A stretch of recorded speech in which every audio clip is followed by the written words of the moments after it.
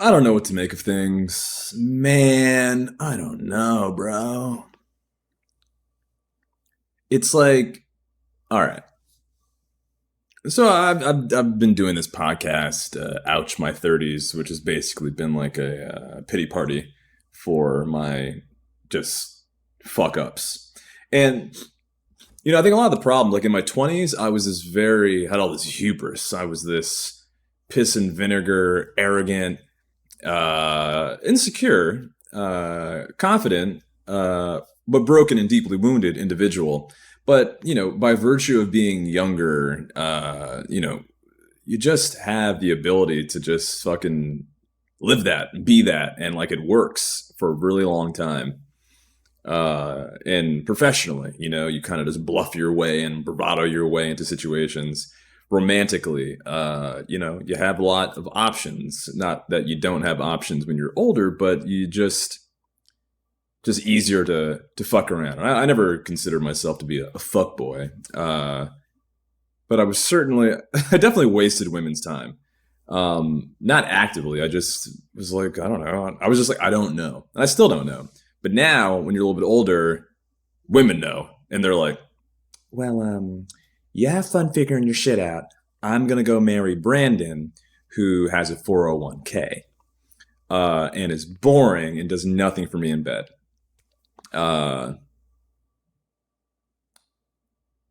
so all that said, I don't know.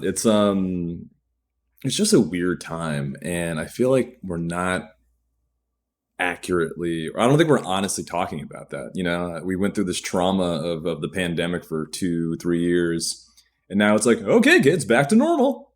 It's like when I was a kid, my mom's drunk ex-boyfriend showed up to the apartment while my stepdad was there, and they got into this like huge epic fight. My stepfather drew his service weapon. He was a corrections officer, and like aimed it directly at my mom's drunk ex-boyfriend's head. And I remember looking up at him. I'm 11 years old. I'm like wrapped in my Teenage Mutant Ninja Turtle blankets, and I look up at my stepfather holding a gun, and I remember thinking to myself, he's wearing a fanny pack. It's true. He had on a fanny pack and purple jeans.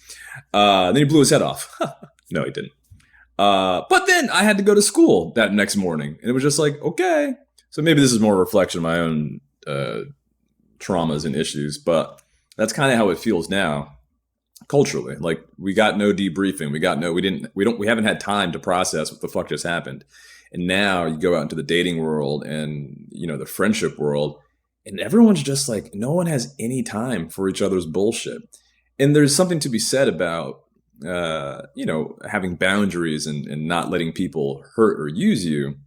But in our hypervigilance to protect ourselves, from this virus, not virus, it was an actual virus, but the idea that we could like avoid it, which like kind of was, and that was never really the case, that is now translated into our personal lives. We're trying to mitigate risk at every moment, where it's just like, are you looking for a long-term relationship?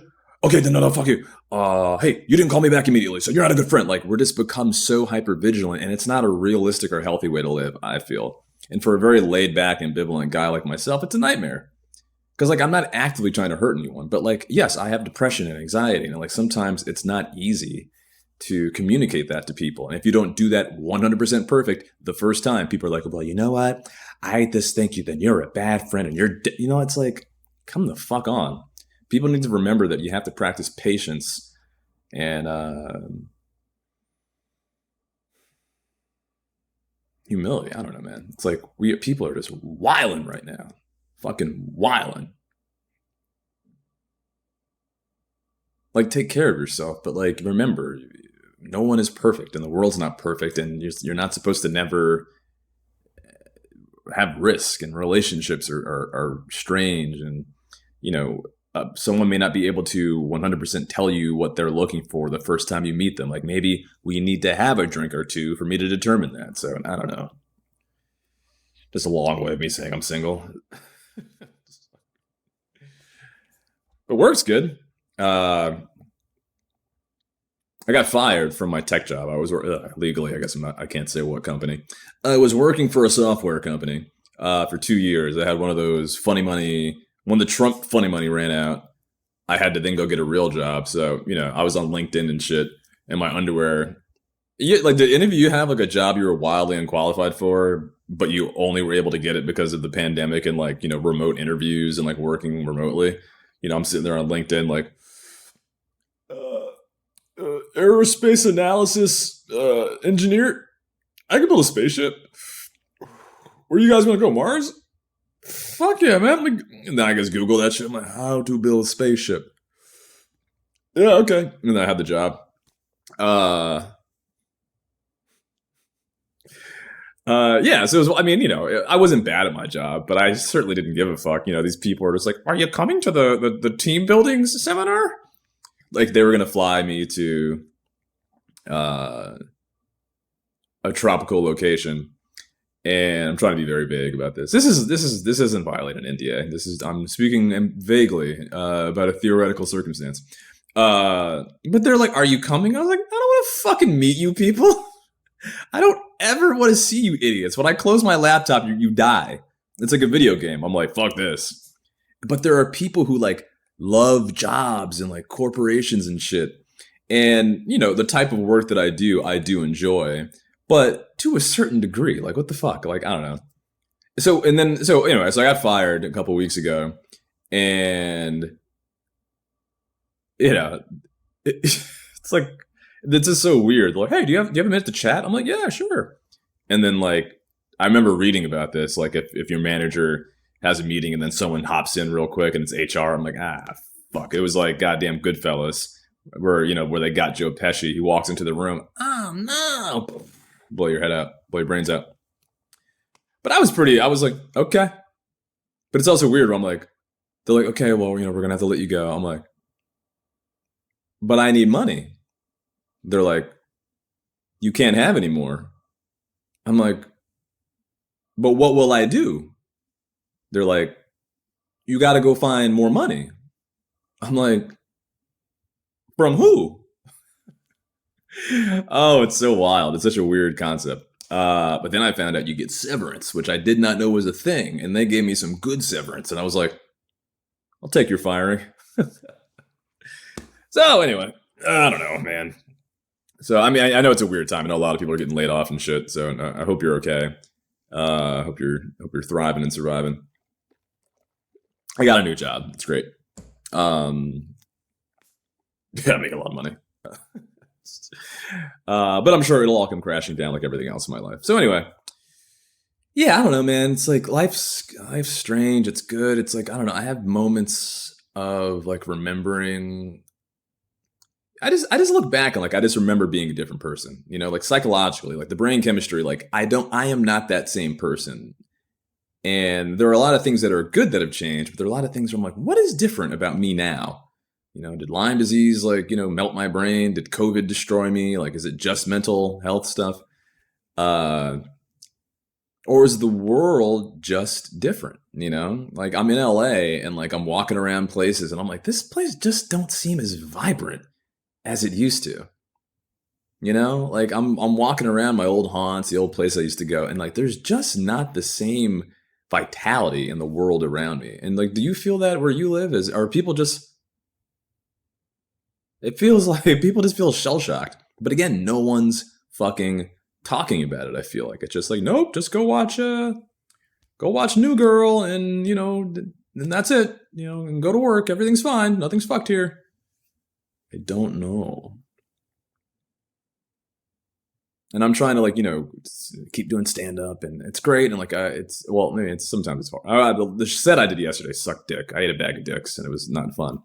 But in general, stand up is one thing that like makes me feel like a human being, and I have not been doing enough of it. But something in me is just like, go run to a mountain town and like just be left the fuck alone. Like, just I don't know why my inner psyche's yelling at me like this. Hey, motherfucker. Actually I do know why. Because I have a loud inner monologue. I don't know. I'm saying like part of me wants to just give up and just like go be left alone somewhere, go live in a beach town and like just write a novel and like just stop chasing this 25-year-old goal, 25-year-old's version of success that I still am holding on to. which a lot of it is still valid. Like to be a touring comedian, that's the one thing that'll make me happy. To be a full-time touring comedian. But damn, it's hard. Or the old way of doing it's hard. I don't have to. I can just keep doing this shit. Hope you guys like it, and then book some shows on the road. Maybe I don't know. Everything's fine. I am incredibly lonely though. All the girls, like every woman I ever like used to like fucks with, they've just moved on. And it makes sense, and I value it. I've always valued those. It's so weird. I feel like girls get to talk about like being like sexually like whatever. I fucked him, and but like as a guy, it's just like. And then how did you break her heart? It's like I didn't do. I was trying. We were never in a relationship. She never. Whatever. Oh God, I'm so depressed. This depression outfit I have on. Come on, get the. That's whatever. It's good. I mean, today's a good day. I don't know. It's Friday. Just got paid. Friday night. It's an old New Jack Swing song. Go look it up. But and tonight I'm gonna do a late night open mic, 10:30. Gonna talk about maybe some of the shit I talked about today here in this video podcast. And you can't. I'm gonna read something real quick. I'm gonna read a quick passage from my book, How to Manage Your Girlfriend's White Guilt and Other Horrifying Tales of Rich White Liberals.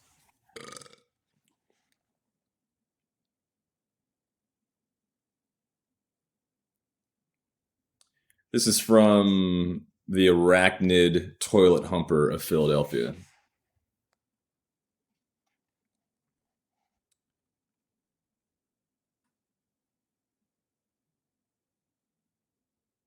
She jerks me off for a while and then says in a threateningly low voice, "Do you want to fuck me? Do you want to fuck this pussy?" I nod faintly and she turns around to position herself in front of me. "Do you have a condom?" I ask. "I don't believe in condoms," she says defiantly, wagging her behind in front of my erect cock. Well, I do," I tell her as I lay down. "Good night." Her chihuahua barks and she lays down as well, talking to herself about nothing in particular. Eventually, she quiets, and we both drift off to sleep. For about 12 minutes. "Get out!" her voice barks through the darkness. I hear her perfectly fine, but instead of responding, I produce a loud fake snore. I have no intention of getting out of a warm bed at 4:30 in the morning, getting dressed, and walking 10 blocks to sleep in the back seat of my car in downtown Philadelphia. "I don't want to be next to you! Get out!" she shrieks, hitting me. My eyes open as I realize I stand a very good chance of becoming a headline on Jezebel. So, I comply. I sigh and roll out of bed without really responding to her screams. I robotically march towards my bundle of clothes on her coffee table and, attempting to scrounge together some pride, walk out of her sight into the foyer of her apartment. I lean back against the wall and slide down to the floor, pulling my pants on with my eyes still closed, thinking about the misery I allow women to cause me. As I'm tying my shoe, she stumbles around the corner naked and quietly says, "No, you can say," in a soft, deceptively maternal tone. That's from my book, How to Manage Your Girlfriend's White Guilt and Other Horrifying Tales of Rich White Liberals. That's what I need to be doing. I need to be writing more, man. Shit. Because right there, man, that's Pulitzer shit right there, baby. You know what I'm talking about? All right. Well, this has been a delight. I need to do this more. I need to do this the fuck more. This feels good. Okay. I hope you're doing well. I hope you're doing well. I'm doing okay. Body's doing pretty good. I'm in LA and I go to this Persian sorceress who does myofascial release. She's beautiful. She's talented. So much of my pain is emotionally related. Where she tilted my neck to the side and was like, because I just have chronic neck stiffness and tension. and she was helping release some of this, and like I told her that I felt like emotional, like I started crying because not because of the pain, but because of like just there's this connection between like my tension and like this sadness and pain. And I told her that, and I like started tearing up. She's like, "Why do you feel vulnerable?" I was like, I gave her like a bullshit answer though. She's like, "Why do you feel vulnerable when I hold your neck like that?" I was like, "Due to my martial arts training, it is a like I was like, "The fuck are you talking about, Duval?" It's because that girl whose name begins with an N sent you an email saying that it was over after 5 years of kind of seeing each other.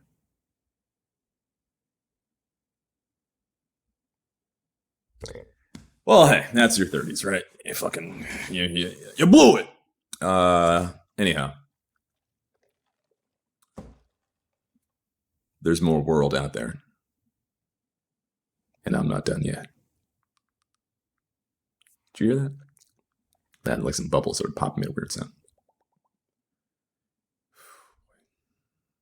All right, hey guys, have a good weekend.